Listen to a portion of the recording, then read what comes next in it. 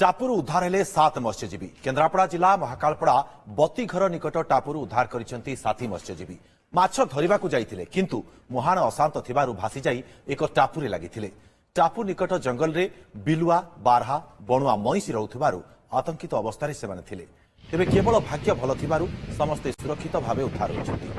गतकाली संध्यारे एक बोट्र इंजिन अचल होइजिबारु अन्य एक बोट ताकू टाणी टाणी आनिथिला। अशांत मुहाणरे बोट दौड़ी छिंटी जिबारु दूरकू भासी जाइथिला। महाकालपड़ा बतीघर निकटरे बालीचରରେ बोट लागिबा परे सेथिरि ओल्हाई राति तमाम टापुरे आश्रय नैथिले।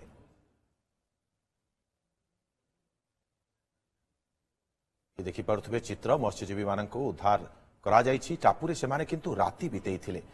तेबे टापुर उद्धार होइछन्ति 7 मत्स्यजीवी। जदि देखिबा केन्द्रापड़ा जो बतीघर रही से स्थान उद्धार कर अधिक सूचना पे आम सहयोगी रोचंती पारादीपरू रमाकांत नायक। रमाकांत, ये अघटन केमती घटी आ केउ परिस्थिति रे तांको उद्धार करा जायतिला, केउभली भाबरे उद्धार करा जायतिला? निश्चित भाव में अघटन केमती घटिला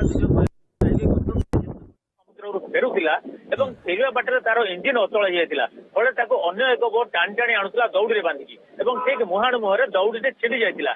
छिड़ीबार कारण हूँ बड़ बड़ काली अशांत रही समुद्र और मुहाण अंचल बड़ बड़ लहड़ी आसी लहड़ी माड़ झटका माड़ दौड़ी छिड़ी जाता से बेकाबू होता अणायत होता जो अचल बोटी धीरे धीरे से पछक फेरी जाता अर्थात समुद्र आड़ को भासी जाता।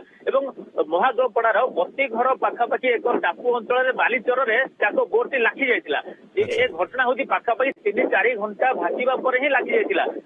लाखी जाता से बोट जो 7 जन मत्स्यजीवी थे से लाइफ जैकेट पिंधि प्रस्तुत रही जेकोसी असुविधार सम्मुखीन होगा अर्थात जदि बोट बुड़ी जाता उल्टी पड़ता से पानी में पहरी था ये अवस्था थे तेणु से प्रस्तुत थे जो बालीचर लगी जाता बोटी से पानी को डेई पानी पहरी स्थल भाग जो टापुटा आम कहे महागपड़ार बतीघर अंचल जो जंगलिया अंचल जो टापुटे अच्छी से टापू को चढ़ी जाते राति तमाम से आश्रय नहीं कहवाई निरापद ना सीना पानी बर्ती जाते पानी जो जीवन प्रति विपद था से बर्ती जाते।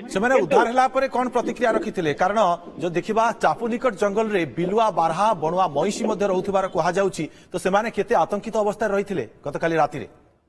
निश्चित भाव में जो जंगलिया अंचल कथा कहूँ जो बालीचर टापू बतीघर से जो अंचल से साधारण जन लोक मान जीवासा साधारण न थाए कारण जंगली अंचल और से बणुआ बारहा बणुआ मईसी बिलुआ इत्यादि से अंचल अच्छा जो मैंने राति अति हिंस्र हो पड़ती स्थानीय लोक जहाँ मत और मत्स्यजीवी मैंने से कथा कहते काली जो 7 जन मत्स्यजीवी आश्रय नहीं आगपटे पानी थिला समुद्र थिला पछपटे जंगल थिला जंगल भितर हिंस्र जंतु मैंने थे तेणु आप अनुमान करूँ से कौभली अवस्था से थे कारण से आज जो बयान करते जो विपद समय अनुभूति आखिरे लुह रही नाला कोह रही नाला कोहबरा कंठे से अनुभूति कहते तो कोह भितर प्रकाश करते प्रशासन आम पाखे गोटे छोट डंगाटे पहुंची पारानी ये कथा कहते से जो driver border Prahlad Dalai byte आप शुणे स्पष्ट भाव से कहते से जो अनुभूति गत रातिर गोटे पटे जंगल जंतुकर भय और ये आउ गोटे